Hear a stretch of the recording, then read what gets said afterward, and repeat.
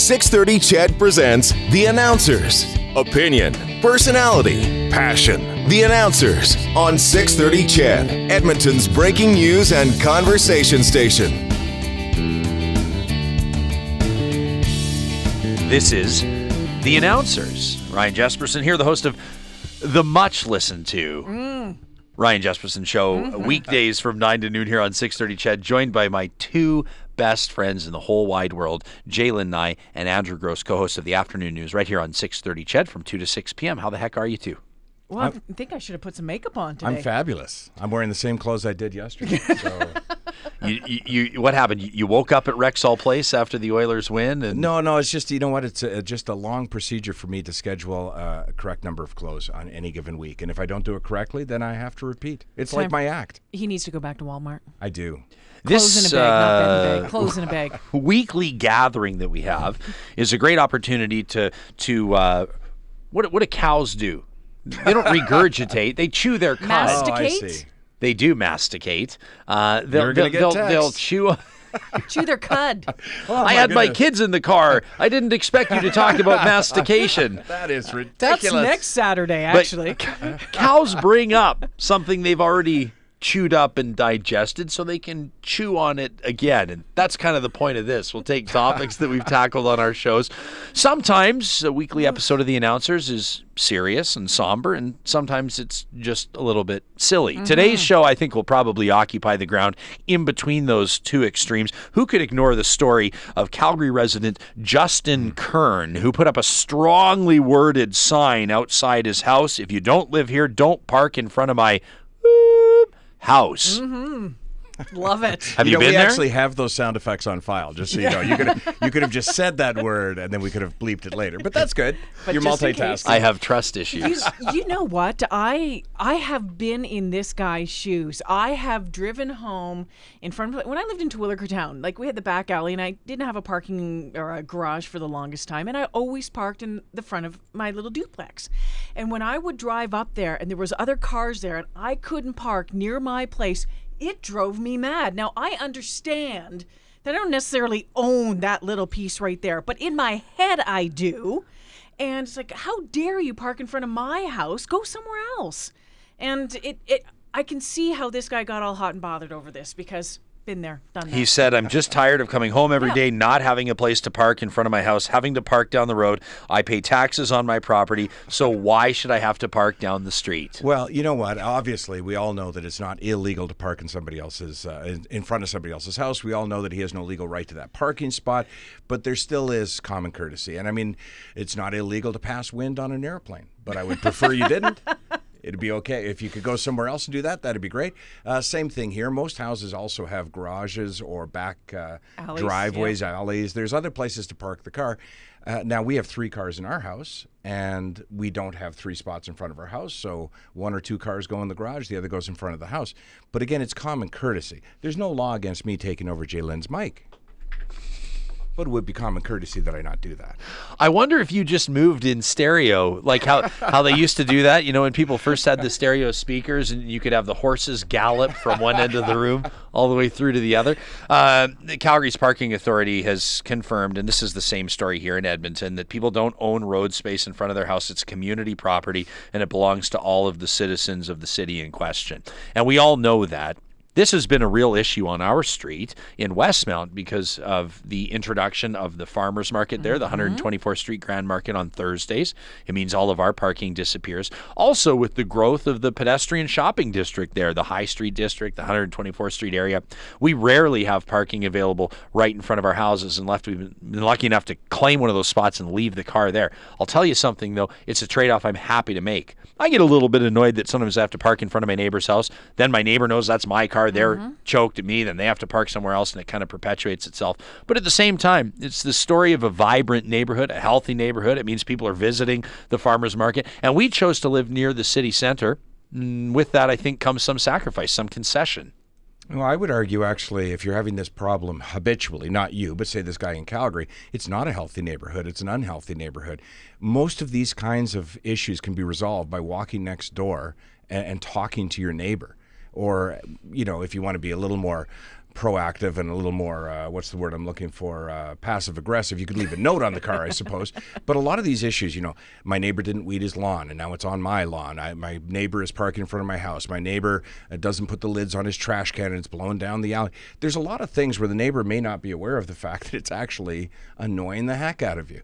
There's nothing wrong with talking to your neighbor, and I highly recommend it. I've gotten to know my neighbors a lot over the last few years. It's one of the reasons, actually, I moved kind of out of the city and more into the country. I have, I do. You took the other road. I took the other road. The one that goes out of town. Out of town, still city limits, but very edge of the city where we talk if we're having a party or something like that. I let my neighbors know that we're having people over, so there will be people parked on the street, just so you know that's where it is. And oftentimes when you have that conversation, they say, "Oh, hey, no problem. Why don't you park in my driveway?" Because we've got stupid long driveways, right? So do that, and we talk and we let people know, and that seems to go a lot farther. Whereas when I was living, for example, in Terwilliger in a duplex where houses are side by each, I don't think that we talked near as much. And I don't know necessarily what the point is that I'm trying to make, but maybe it's because we moved out there knowing that we wanted a little bit more space, knowing that the other people did the same thing. So maybe we want to respect it a little bit more, and we talk about that. We're just a little bit more, I think, aware of when we have a fire pit that's going on too late at night. And so we'll make sure that, hey, we're having people over. There's just more talk when there's the social aspect going around at our place. What's the rural equivalent of the urban issue of people parking in front of other people's houses? I think just tying your horse up. Tying your horse up to someone else's hitching post? Exactly. Picking up after your horse, not your dog. But we do, and I'll drive home, and there's horses walking up 199th Are you Street serious right now? Because Wow. there's a number of horse farms and riding places out by where I live. I think one of the big they're ones. horse ranches, by the way. Ranches, farms, I or don't, places because you where don't can grow go a listen. horse, so Oh, okay. not to correct, but I apologize. When I hear of a horse farm, I think of like cheap dog food. Yeah, or glue. me too. Okay, then it's not a horse farm. It's a place where you This can is go to going learn to sideways. ride. We're talking parking. You know what I think one of the things right. is fire pits. Fire pits. I mean, out there especially, because if you have, you have kind of acre lots or something like that, people are burning green wood, they're burning garbage, that sort of stuff. And oh my goodness, let me tell you something, fire pits. We talked about that this week. We sure and did. Add that to the list of things that gets people really, really upset. They're willing to Fire put pen pits. to paper on fire pits. I got a lot of emails about that. At the end of the day, I think fire pits and armpits are very similar. You can have them, but I shouldn't be smelling them all day. Doesn't that make sense? Yeah. You've been thinking about that all week. You know what? It You've just been came to me. waiting for worked that. into Just a came new to me right stand-up now. routine, and you No. better write that down before you forget But I it, like Andrew. it. Somebody write that down. Yeah. But it is true. And again, that's common courtesy, right? If your neighbor has a problem with health that requires them not to be breathing in smoke, or if you're burning, or your neighbor is burning green wood that creates a lot of smoke, rather than phone the overburdened, overworked bylaw enforcement officer, is there any problem with at least trying to resolve it with your neighbor? But why not just go next door and say, here's the reason? Because as soon as a bylaw enforcement officer shows up at your door or a ticket comes in the mail, you're now really angry at that neighbor. It's so much worse than it was. So much worse, and so hard to go back and resolve it and have a good relationship. Do people still talk to their neighbors, though? I mean, how many people right now do you think polled, listening to CHED right now, could tell you the names of their neighbors outside of the immediate ones to either side of their home? I mean, who knows the names of the couples 3 doors down anymore? Well, there's degrees to that, though, right? I know the names. You're right. I know the names of the neighbors on either side of me. I know the professions of the neighbors a couple down, and I know a little bit about the neighbors at either end of the block. And really, to accomplish all that, and I'm the least sociable person you'll ever meet, I really am. If you just hang out outside, you'll meet them all. They walk by with their dog, or they're looking for their cat, or they're, asking if I saw this or that last night. You do end up having very nice little conversations to the point where you can wave at them. I feel a lot better now, to be perfectly honest, that I do know my neighbors, or at least know of my neighbors, because I feel like they will have my back a little bit should something go wrong with my house while I'm on vacation, or I could resolve a dispute really easily. Because how is it you can't argue with the lady who talks to you every night when she walks her dog. You can't possibly argue. So if she were to come to me now and say, I'd really prefer you didn't do this, or if I were to go to her and ask if she could do that, you can't get into an argument. Now you know each other. Do you know your neighbors? Reasonably well. Yeah. They probably know you, though, right? Who knows? You're Ryan Jespersen. Ryan freaking Jespersen. Just ask me.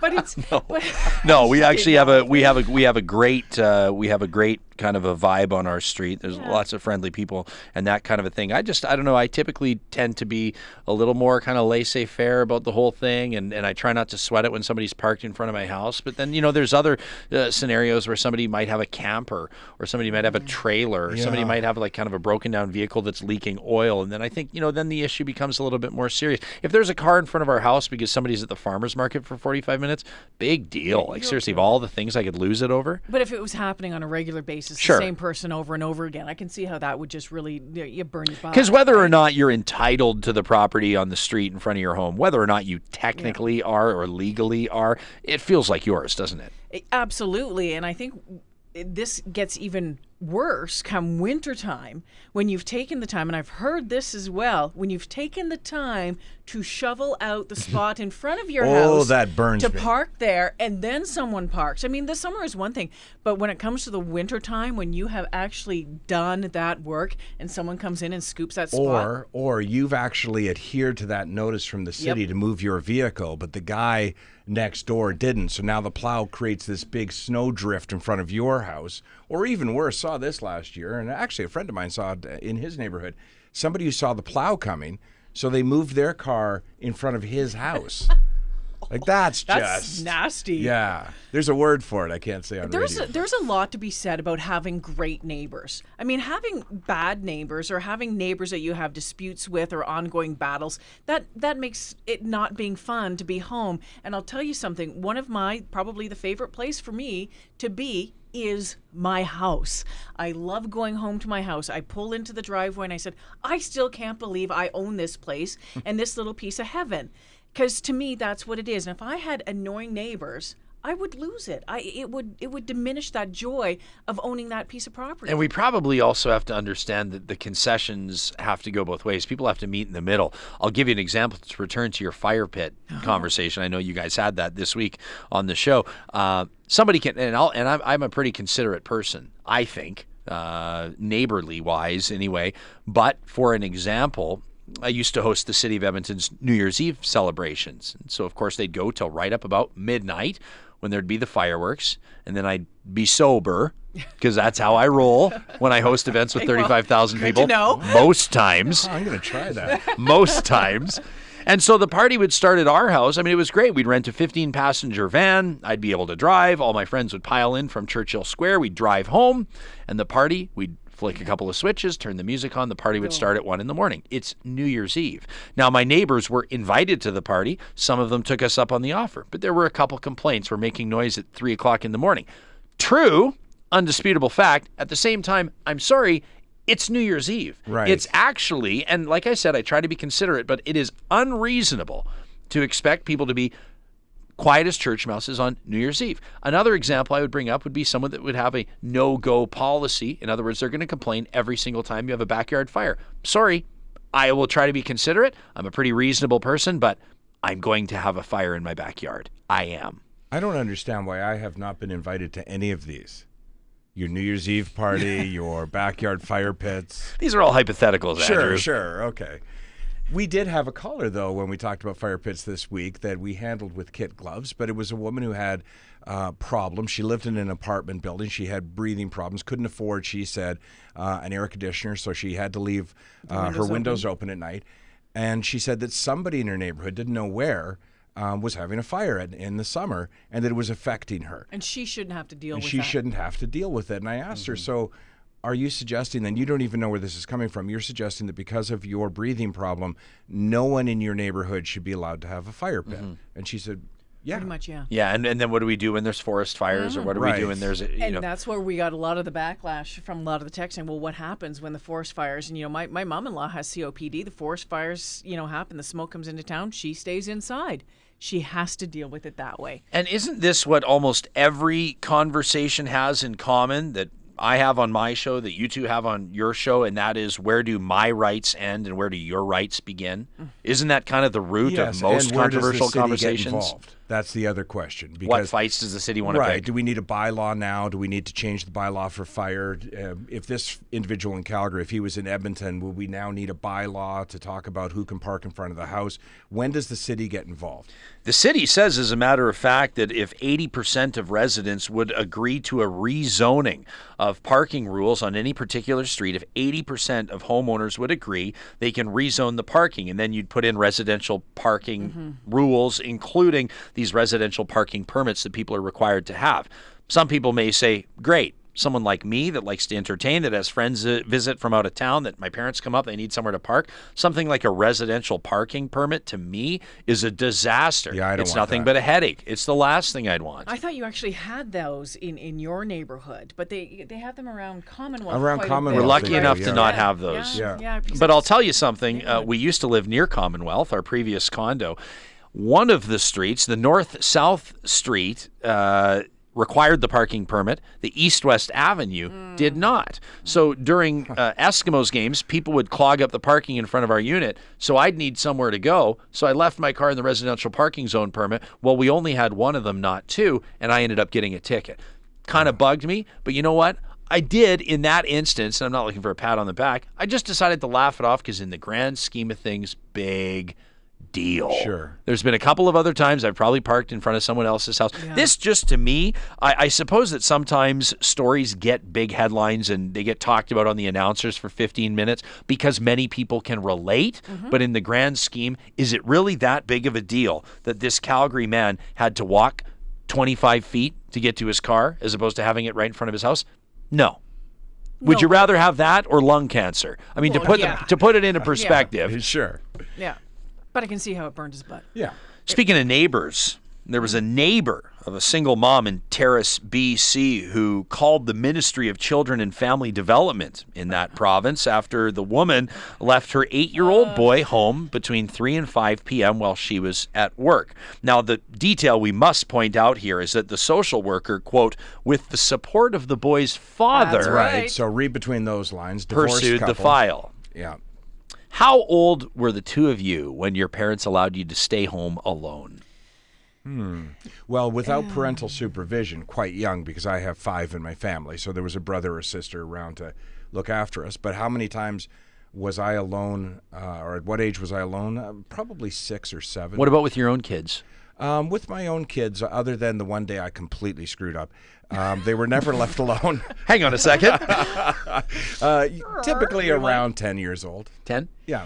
And that was the question is, how old should they be? A lot of them are saying, not any younger than 10 years old. I remember being a latchkey kid. I remember growing up in Belleville, Ontario, walking home, which I thought was about 2 miles from Sir John A. Macdonald, but we Googled it actually, and it was only 750 meters. But at that time, you're 6 years old, 7, 8, whatever it was, it seemed like forever.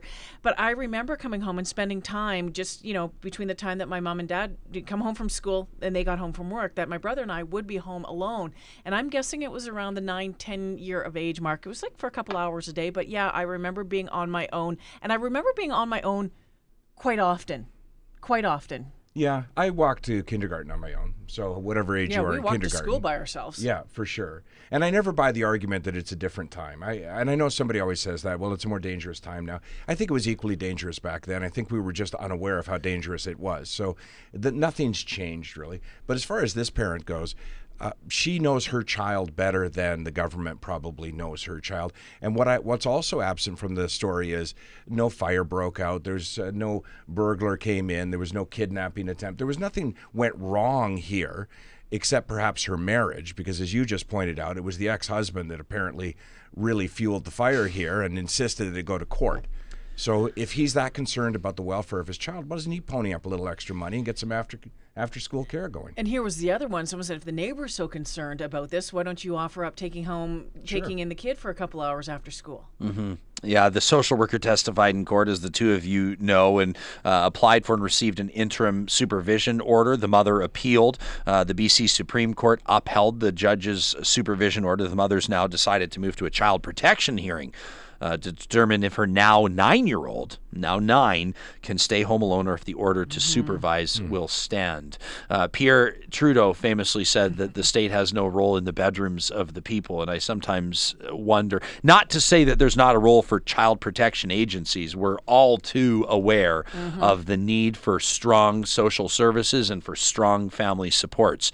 But in a context like this story just seems to reek. The fact that it's not in law, and that's a whole other conversation, because if you're going to legislate the age that a child's able to be home alone, you can have a 9-year-old whose maturity will astound you, and you can have an 18-year-old who's a complete fool. That's right. And we both talked You about can have a that, 38-year-old who's a complete fool and has his own radio show. We worried about leaving our 20-year-old at home for a week when we were on holidays, right? And thank goodness for my neighbors who were living behind me, who texted me, DM'd me on Twitter, said, hey, did you know there was a big party at your house last night?